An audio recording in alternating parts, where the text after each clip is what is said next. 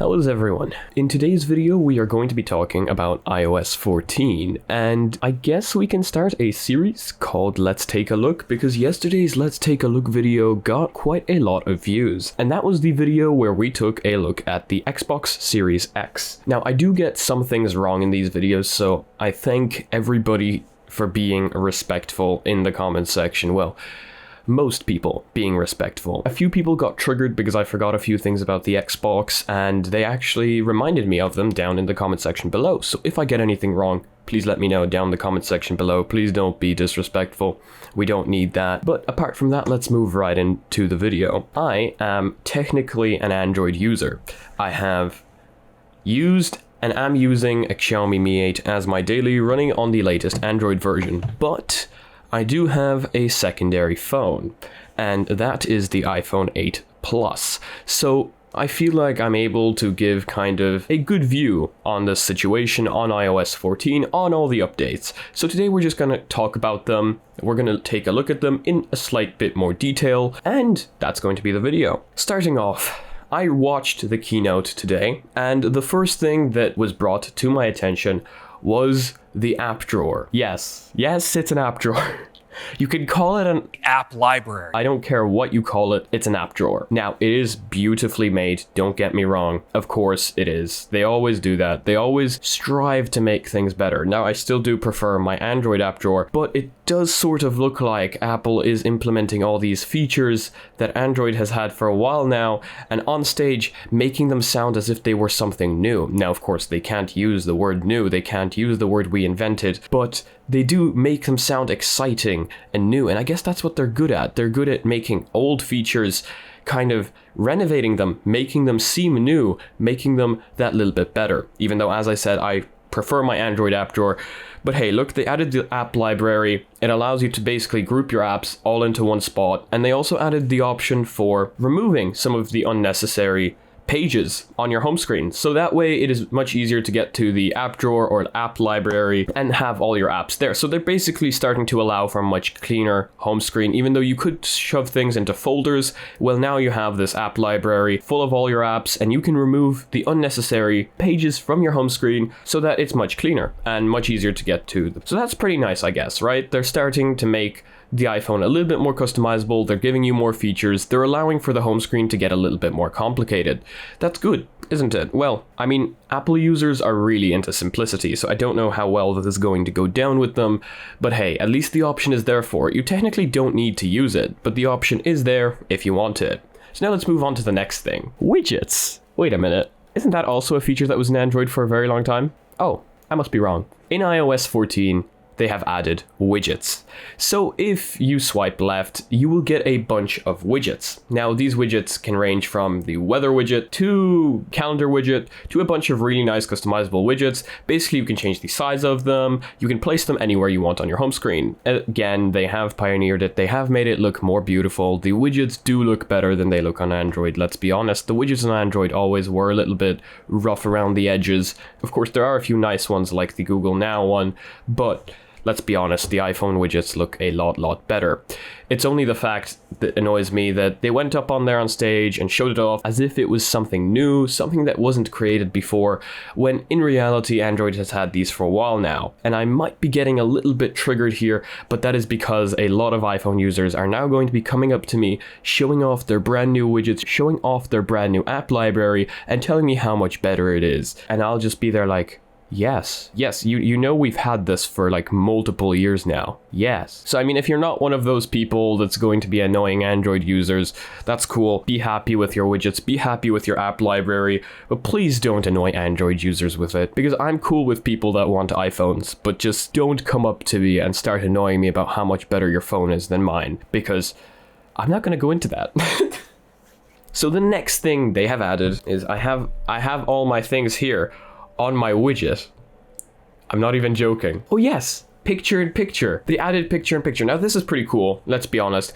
I'm not going to take this as a feature they stole from Android, because picture-in-picture should really be on every phone nowadays. It just maximizes productivity. It's really, really cool.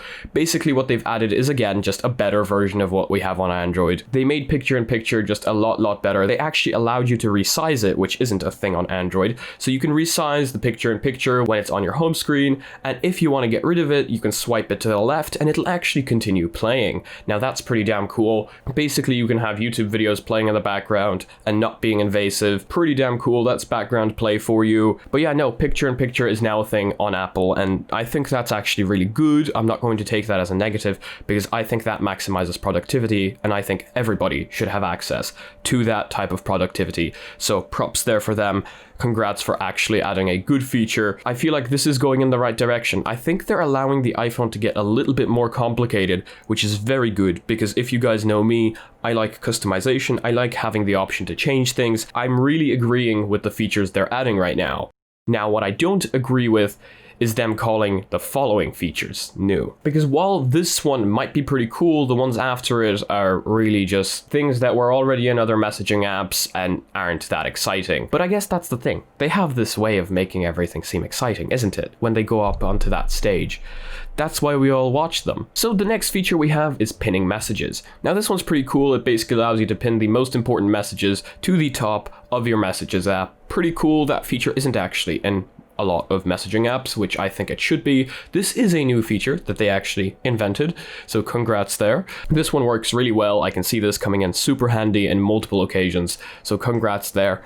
Really cool feature, definitely, again, maximizing that productivity. And now let's move on to the next one. They added replying to certain messages in groups. Now, I think that feature has been straight up taken from Messenger, because you can swipe right to reply to a certain person on Messenger. They also added tagging people to messages by typing their name and it turns blue, and only the person you tag gets notified. I mean, that's pretty cool, don't get me wrong. It's definitely not new though. Yeah, I mean, they are a little bit behind everyone else, but look, at least they're getting there. At least they're adding the features now, and at least now people that actually have these will get to use these features and maximize productivity. I guess that's pretty cool. I can't say anything negative about the features that were coming out, because nothing is really negative. It's just I get a little bit triggered when iPhone users come up to me and talk about how much better their phone is, because come on, stop it, please don't do that. Needed my coffee. So yeah, and I mean, a lot of you might be wondering why I haven't installed the new iOS 14 update onto this phone and shown it to you guys that way, because let's be honest, that would have been a lot better than what I did today. But the reason for that is very simple.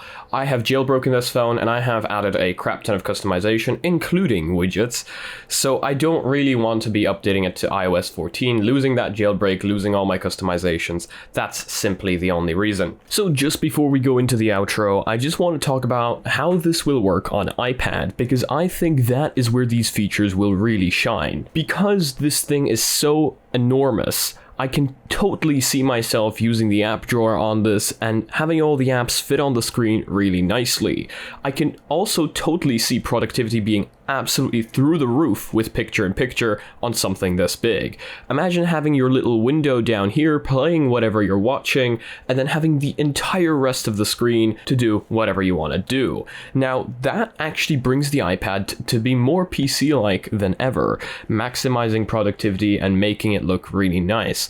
Also, big widgets are also going to look really nice on this thing, so I can't wait to see how everything turns out for the iPad, because I think that is where these updates will really shine. That is really going to be it for today's video. I think we went through all the features that were in the keynote. Let me just make sure right here. Yes, we did go through everything that was shown in the keynote that I watched. We're not going to go on to the macOS software, because I think that's pretty cool actually. They're making their own silicon, and I'm really digging for them on that one. Really interested to see what happens there, how fast it will be compared to Intel and things like that. So that's really cool. Again, I have nothing negative to say at all. Really cool features that they added. Really definitely going to make productivity a lot better on the iPhone. Really going the right direction, adding more customization, allowing the phone to get a little bit more complicated. I think a lot of users are going to love this, and if they're not, let's be honest, they're going to love it after a while. It's what always happens. People are like, oh, we don't want this, we don't need this. And then after a while, they're like, oh, I cannot live without this. So props to them there. They did some really cool updates, and once the jailbreak comes out for it, I will definitely be updating to it. But that is going to be it for today's video. If I missed anything or if I forgot anything, please let me know down in the comments section below, but please do be respectful and not disrespectful. So that is going to be it for today's video. If you liked it, make sure to give it a like. If you disliked it, I guess this button works too, but please let me know why in the comments section below. If you guys are not yet part of the community, we are growing the community super fast. We are now past 10k and constantly growing, so make sure to follow me on my social media here and here. Make sure to join our Discord where we talk about literally anything. Join the Reddit group where I want to see your spice memes being posted. Original memes, please. So yeah, if you guys want to be notified of future videos, I upload tech videos daily and VR videos on Mondays and Fridays, so make sure to smack that subscribe button with your forehead, ding my bell, and see you again in the next one. Peace.